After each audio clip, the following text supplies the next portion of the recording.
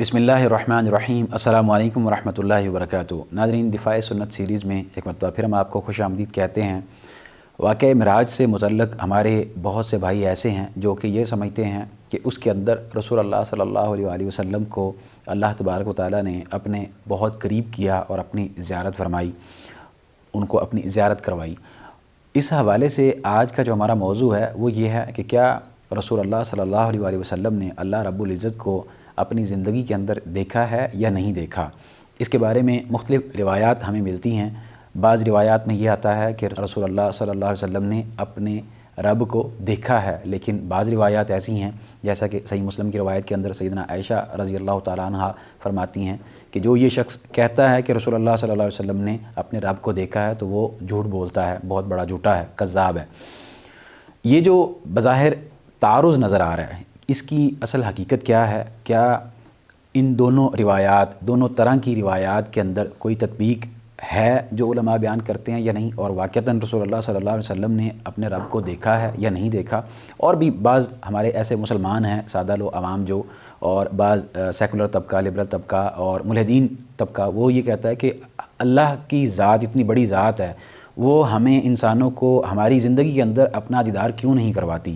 اس طرح کے دیگر اور بھی سوالات ہوں گے تو ہم شرعی رہنمائی حاصل کریں گے فضیلت الشیخ جناب فؤاد بھٹوی حافظہ اللہ تعالیٰ کی جانب سے، جن کے ہم مشکور ہیں کہ وہ ہمارے لیے وقت نکالتے ہیں۔ فاضل مدینہ یونیورسٹی ہیں، ماشاءاللہ مدرس ہیں اور ایک بہت بڑے خطیب بھی ہیں۔ اللہ تبارک و تعالیٰ ان سے دین کا کام لیتا رہے۔ شیخ، کیسے مزاج ہیں آپ کے؟ الحمدللہ، اللہ کا شکر ہے۔ آپ کیسے ہیں؟ الحمدللہ۔ حیاک اللہ۔ شیخ صاحب، رسول اللہ صلی اللہ علیہ وآلہ وسلم نے اللہ تبارک و تعالیٰ کو اپنی زندگی کے اندر دیکھا ہے یا نہیں دیکھا، اس حوالے سے عوام کے اندر بہت ایک ابہام پایا جاتا ہے، اشکال پایا جاتا ہے، کیونکہ بعض روایات میں آتا ہے کہ رسول اللہ صلی اللہ علیہ وسلم نے اپنے رب کو دیکھا، بعض میں یہ بھی آتا ہے کہ نیند میں دیکھا یا بیداری کی حالت میں دیکھا، اور بعض روایات میں آتا ہے کہ نہیں دیکھا، جس طرح سیدنا عائشہ صدیقہ مطہرہ رضی اللہ تعالیٰ عنہا فرماتی ہیں کہ جو شخص یہ کہے تو وہ جھوٹا ہے۔ تو ان کی جو تطبیق ہے وہ کیا ہوگی، اور کیا واقعتاً اس زندگی میں رسول اللہ صلی اللہ علیہ وسلم نے دیکھا ہے یا نہیں دیکھا؟ جی بہت شکریہ۔ الحمدللہ رب العالمین والصلاة والسلام علی اشرف الانبیاء والمرسلین نبینا محمد وعلی آلہ واصحابہ اجمعین، اما بعد۔ یہ جو مسئلہ ہے نبی کائنات علیہ الصلوۃ والسلام کے اللہ تعالیٰ کو دیکھنے کے بارے میں، یہ مسئلہ علماء کے ہاں اختلافی مسئلہ ہے، لیکن اس اختلاف کو ذکر کرنے کا اصل مقصد وہ یہی ہے کہ ہم اس مسئلے میں حقیقت کو جان سکیں کہ اہل سنہ کا اور سلف صالحین علماء کا اس مسئلے کے اندر موقف کیا اور ہمارا موقف کیا ہونا چاہیے۔ صحیح۔ تو دونوں طرح کے دلائل موجود ہیں، تو دلائل کی حقیقت کو جاننے سے حقیقت واضح ہو جاتی ہے۔ دونوں دلائل جو ہیں وہ ناظرین کے سامنے ہم رکھتے ہیں، اور اس کے بعد اس میں علماء کے جو مختلف مسالک ہیں ان کو ذکر کریں گے۔ سب سے پہلی بات تو یہ ہے کہ صحیح مسلم میں حضرت ابو ذر رضی اللہ تعالیٰ عنہ سے روایت ہے، وہ فرماتے ہیں کہ میں نے اللہ کے نبی علیہ الصلوۃ والسلام سے سوال کیا، حل رأیت ربک، کہ کیا آپ نے اپنے رب کو دیکھا ہے؟ تو نبی کائنات علیہ الصلوۃ والسلام نے جواب دیا، نور انا اراہ، کہ وہ تو نور ہے، میں اسے کیسے دیکھ سکتا ہوں۔ اور ایک حدیث میں ہے، یعنی صحیح مسلم کے ہی دوسری حدیث کے الفاظ یہ ہیں، رأیت نورا، میں نے نور دیکھا، یعنی اپنے رب کو نہیں دیکھا بلکہ نور کو دیکھا ہے۔ اب چونکہ سوال سیدنا ابو ذر رضی اللہ تعالیٰ عنہ کا وہ رؤیت کے بارے میں تھا کہ کیا آپ نے آنکھوں سے اپنے رب کو دیکھا ہے، یہ سوال تھا اصل۔ تو اسی کے جواب میں، اور یہ معراج کے بارے میں تھا، ہم یہ بھی چیز واضح کر دیں تاکہ مسئلہ کلیئر ہو جائے کہ یہ سوال جو سیدنا ابو ذر رضی اللہ تعالیٰ عنہ نے کیا تھا، یہ معراج کے واقعے کے بعد انہوں نے کہا کہ کیا آپ نے اپنے رب کو دیکھا ہے، یعنی جب معراج کا واقعہ پیش ہوا تو انہوں نے یہ سوال کیا کہ آپ نے وہاں کئی اللہ تعالیٰ کی نشانیاں جو ہیں وہ دیکھی، لقد رأى من آیات ربہ الکبریٰ، کہ کئی اپنے رب کی بڑی بڑی نشانیاں دیکھی، تو اس میں کہ اپنے رب کو آپ نے دیکھا، آپ نے کہا نور انا اراہ، اور ایک حدیث کے الفاظ ہے صحیح مسلم میں ہی کہ رأیت نورا، کہ میں نے نور دیکھا ہے، اور دوسرا یہ ہے کہ نور انا اراہ، کہ میں نور اسے کیسے دیکھ سکتا ہوں۔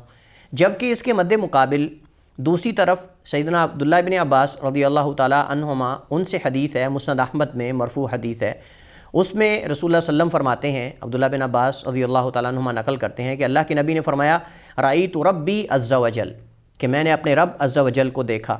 اب یہ دو طرح کی ہمارے سامنے روایات موجود ہیں، اس وجہ سے بعض علماء نے ان روایات کو ترجیح دی ہے جن روایات میں نبی علیہ الصلوۃ والسلام کے دیکھنے کا ذکر ہے، اور عبداللہ بن عباس کی حدیث ہے، اور ان کے اقوال بھی ملتے ہیں جن اقوال میں انہوں نے یہ ثابت کیا، یا انہوں نے کہا کہ نبی علیہ الصلوۃ والسلام اپنے رب کو دیکھا ہے۔ صحیح۔ اور بعض علماء نے جو ہے وہ دوسری روایات ان کو ترجیح دی ہے، انہوں نے کہا کہ آپ نے اپنے رب کو نہیں دیکھا۔ تو بعض علماء نے دونوں روایات کو جمع کرنے کی کوشش کی ہے، اور یہی جو موقف ہے یہ زیادہ مناسب ہے، اور وہ یہ ہے کہ نبی کائنات علیہ الصلوۃ والسلام کی جو رؤیت کے بارے میں احادیث ہیں وہ دو طرح کی ہیں۔ کچھ احادیث ایسی ہیں جن کا تعلق معراج کے ساتھ ہے، اور کچھ ایسی احادیث ہیں کہ جن کا تعلق جو ہے دلائل کی ہم بات کر رہے ہیں جن کا تعلق نیند کے اندر دیکھنے کے ساتھ ہے۔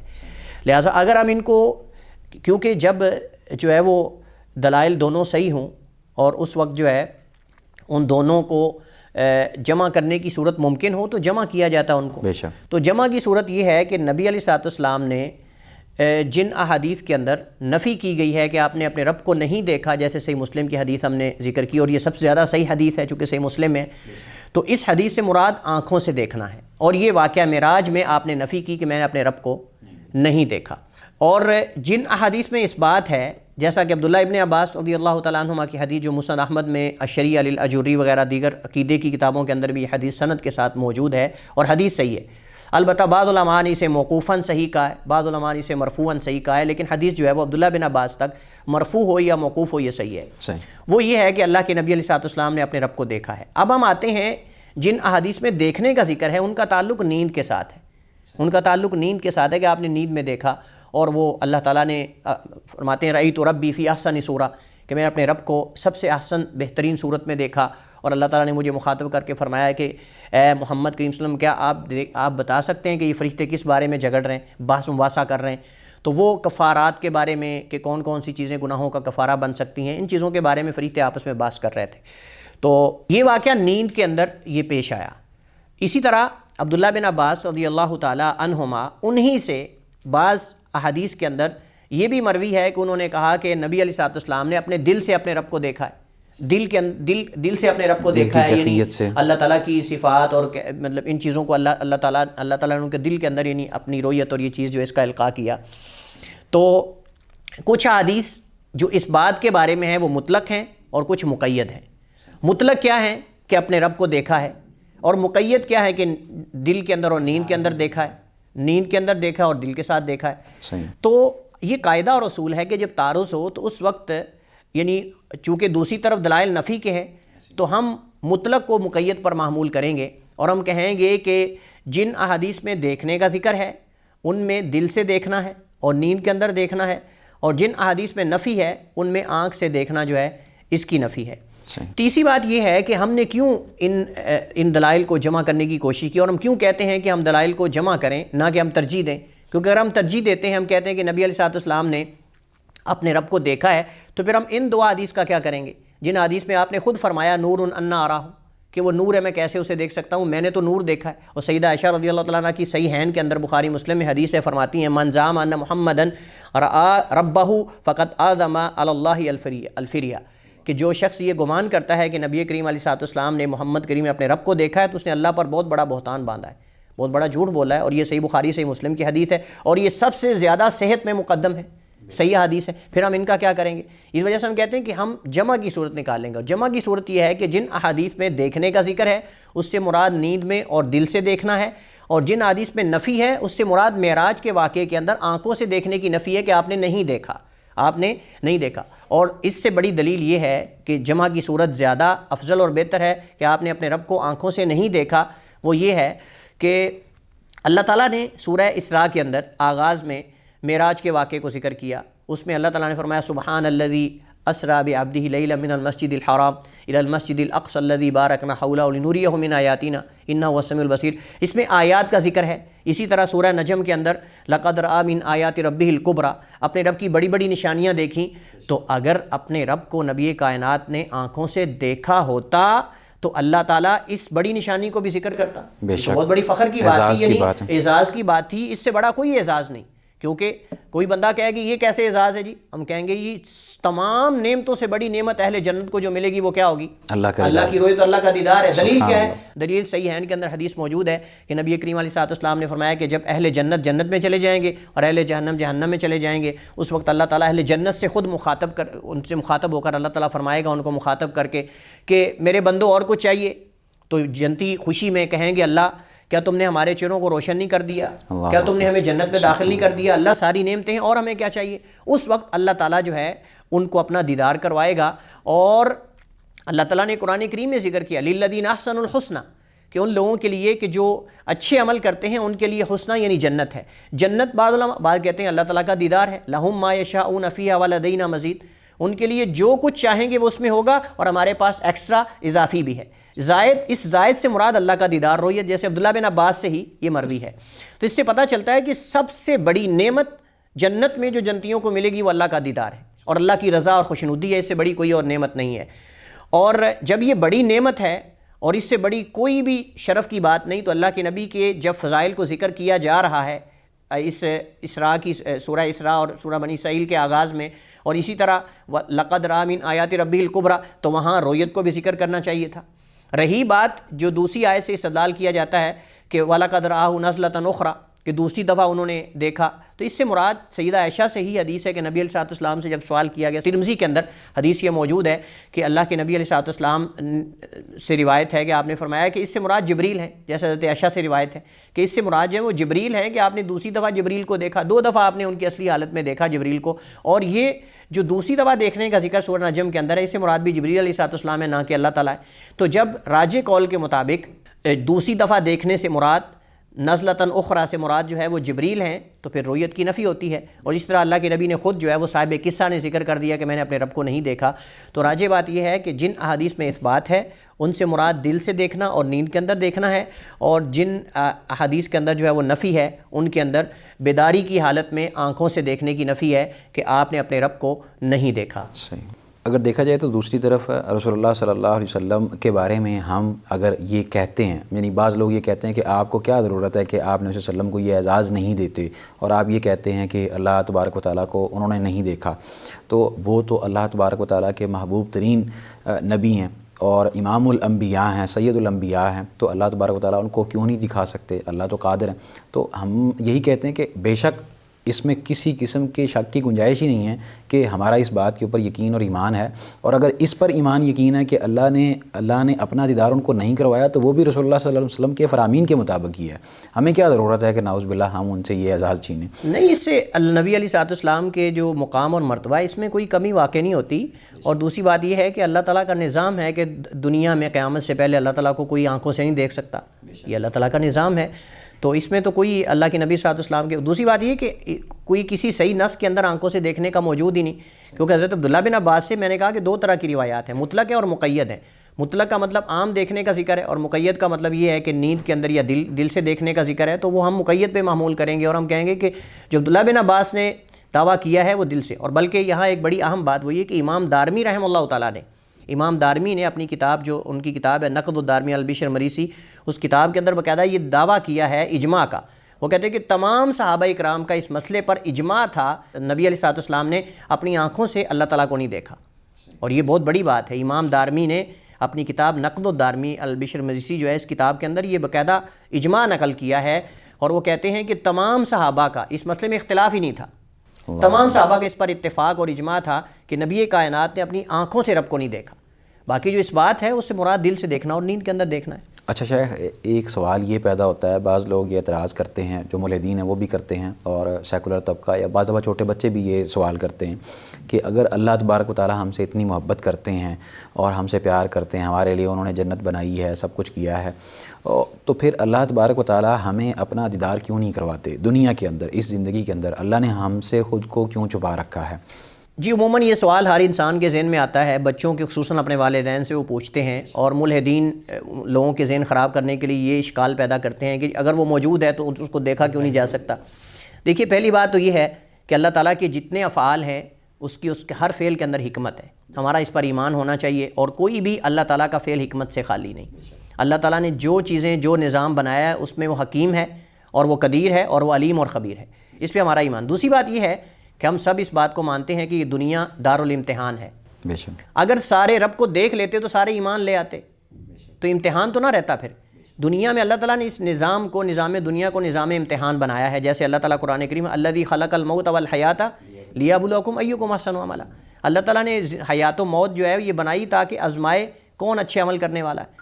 تو اس وجہ سے اللہ تعالیٰ نے یہ امتحان اور ابتلا رکھا ہے. امتحان ہے کہ کون ہے جو بغیر دیکھے اس پر ایمان لاتا ہے، اور کون ہے جو ہے وہ دلائل اور براہین اور سب واضح ہو جانے کے بعد بھی وہ ایمان نہیں لاتا. تو پہلی دوسری بات یہ ہے کہ ہم انسان کمزور ہیں. دنیا کے اندر انسان جو ہے وہ انسان کی آنکھ، انسان کی جو بصر ہے وہ اللہ تعالیٰ کی ذات کو نہیں دیکھ سکتی. اور اگر اس بات کو آپ جاننا چاہتے تو موسیٰ علیہ السلام کا قصہ ہمارے سامنے موجود ہے. انہوں نے کہا کہ اے رب میں دیکھنا چاہتا ہوں، علامہ لن ترانی، تو مجھے نہیں دیکھ سکتے، وَلَٰكِنِ انظُرْ إِلَى الْجَبَلِ فَإِنِ اسْتَقَرَّ مَكَانَهُ فَسَوْفَ تَرَانِي، کہ اے موسیٰ تم مجھے نہیں دیکھ سکتے لیکن اس پہاڑ کو دیکھو، اگر یہ اپنی جگہ برقرار رہا تو تم مجھے دیکھ لو گے. لیکن فلما تجلی ربہ للجبل جعلہ دکا وخر موسیٰ صعقا، کہ جب اللہ نے پہاڑ پہ تجلی ڈالی تو موسیٰ علیہ السلام بے ہوش ہو کر گر پڑے اور پہاڑ ریزہ ریزہ ہو گیا.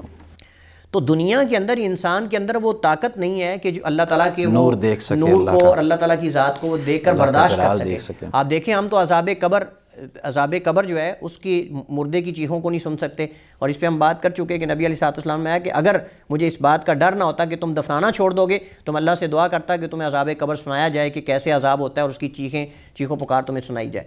تو ہم تو وہ برداشت نہیں کر سکتے، تو ہم جو ہے وہ اللہ تعالیٰ کی رویت اور ان چیزوں کو کیسے جو ہے برداشت کر سکتے ہیں. یعنی سورج کو اگر دیکھا جائے تو ہم سورج کو نہیں دیکھ سکتے. جی یہ ایک عقلی دلیل ہے کہ سورج اللہ کی نور کے بارے میں مخلوق اگر بات کی ہے. جائے سورج اللہ تعالیٰ کی مخلوق ہے، اور اللہ تعالیٰ کی مخلوقات میں سے آپ سمجھ لیں کہ اس سے بڑی بڑی مخلوقات بھی اور موجود ہیں.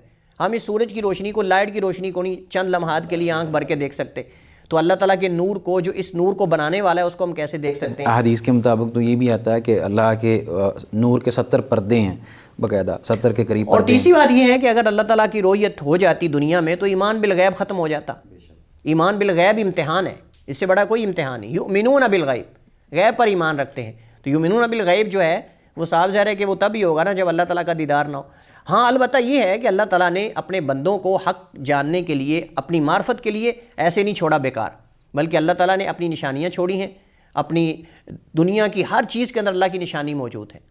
اللہ تعالیٰ کی براہین، اس کے وجود کے دلائل انسان کے اپنے نفس کے اندر موجود ہے. وفی انفسکم افلا تبصرون، اللہ مدد تمہارے اپنے نفس کے اندر میرے وجود کی نشانیاں موجود ہیں کہ تمہیں کو بنانے والا خالق اور مالک ہے. ام خلقوا من غیر شیء ام هم الخالقون، کیا بغیر بنانے والے کے بنا دیے گئے ہیں یا خود اپنے آپ کو بنانے والے؟ کون ان کو بنانے والا ہے؟ یہ سارے دلائل اور براہین اللہ تعالیٰ نے قرآن کریم میں ذکر کر کے یہ بتایا ہے کہ میں موجود ہوں. اللہ تعالیٰ نے اپنے وجود پر دلائل ذکر کیے، اور وہ دلائل اس قدر زیادہ ہیں کہ ہر صاحب عقل و دانش جو ہے وہ اس بات کو ماننے پہ مجبور ہو جاتا ہے کہ دنیا میں کوئی ذات ہے جس کو چلانے اور بنانے والی ہے. باقی ہم دیکھ کیوں نہیں سکتے؟ اس میں اللہ تعالیٰ کی حکمتیں ہیں، کیونکہ دنیا امتحان ہے، اور اگر اللہ تعالیٰ کا دیدار ہو جاتا تو سارے ایمان لے آتے، امتحان ختم ہو جاتا، آزمائش ختم ہو جاتی. اور دوسری بات یہ ہے کہ یہ اللہ تعالیٰ نے، چونکہ یہ سب سے بڑی نعمت ہے، ہم نے جیسے پیچھے ذکر کیا، تو نعمت کو پانے کے لیے جستجو چاہیے. اس نعمت کا حصول ایسے ہی ہر ایک کو ہو جائے ایسے تو نہیں. اس وجہ سے اہل جنت کو ہوگا دیدار، اہل جنت کو ہوگا، چونکہ یہ نعمت ہے اور بڑی نعمت ہے، اور اس کے لیے جستجو کی ضرورت ہے. لہٰذا اللہ تعالیٰ نے یہ اہل جنت کے لیے سرپرائز رکھا ہے، یہ ایک بہت بڑا انعام رکھا ہے جس کے لیے دنیا میں اہل ایمان جستجو کرتے ہیں اور اس کے مشتاق ہیں کہ وہ جنت میں اپنے رب کا دیدار اور اپنے رب کی جو ہے وہ رویت کریں. اللہ تعالیٰ ہم سب کو جنت کے اندر اکٹھے جو ہے وہ اپنا دیدار کروائے اور ہم مل کر جو ہے اپنے رب کے چہرے کو دیکھیں اور اس کا دیدار کریں. آمین. بہت شکریہ شیخ. اللہ تعالیٰ آپ کے علم میں مزید برکت نازل فرمائے اور اللہ تبارک و تعالیٰ اپنا دیدار آپ کو نصیب فرمائے، ہمیں بھی آپ کے ساتھ جنت میں جمع کرے. ناظرین اکرام، یہ تھا ہمارا آج کا پروگرام جس کے اندر شیخ صاحب نے اللہ تبارک و تعالیٰ کی ذات سے متعلق جو اشکالات یہ بیان کیے جاتے ہیں یا تعارض پیش کیا جاتا ہے کہ اللہ تبارک و تعالیٰ کو رسول اللہ صلی اللہ علیہ وسلم نے اپنی دنیاوی آنکھوں سے دیکھا ہے اور اپنی زندگی میں دیکھا ہے یا نہیں دیکھا، اس حوالے سے انہوں نے ایک جامع گفتگو کی اور واضح کیا کہ اگر ان دونوں روایات کو جمع کیا جائے تو اس کی جو صحیح ترین صورت نکلتی ہے وہ یہی ہے کہ اللہ تبارک و تعالیٰ کو رسول اللہ صلی اللہ علیہ وسلم نے اپنی جسمانی آنکھوں سے نہیں دیکھا بلکہ روحانی آنکھوں سے، یعنی دل سے دیکھا ہے اور نیند کے اندر دیکھا ہے. ممکن ہے یہ. اس حوالے سے اگر آپ کا کوئی سوال ہو تو وہ آپ ضرور کیجئے. تب تک کے لیے آپ ہمیں دیجیے اجازت. اللہ حافظ.